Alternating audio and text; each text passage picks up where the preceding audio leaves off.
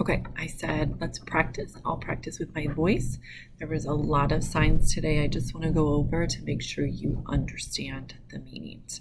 First, when I signed, I said we're ready to start Unit 6. The title is Sports. First, we're starting with key phrases. The first one was, come on. This is more of a gesture.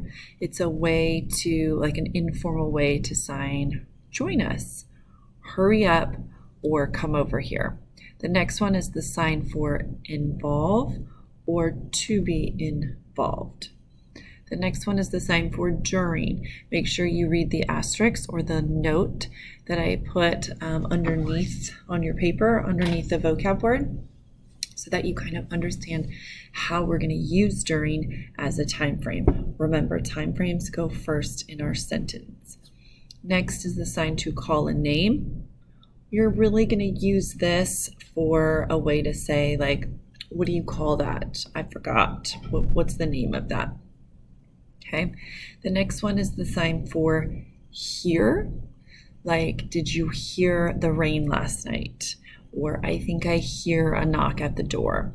The one underneath that is heard or someone told me. Someone told me next week it's supposed to snow. Or I heard next month we're going back to remote learning. Okay. The next one is a sign for experience. Experience, you're pulling down the side of your cheek.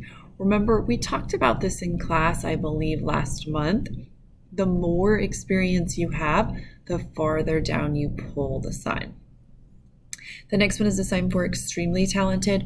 Remember, in Unit 5, we talked about the sign skilled or good at versus bad at. In Unit 6, we're talking about sports, so I think we're talking more about collegiate athletes and professional athletes. So they would be someone who's extremely skilled or talented in their sports or in their athletics.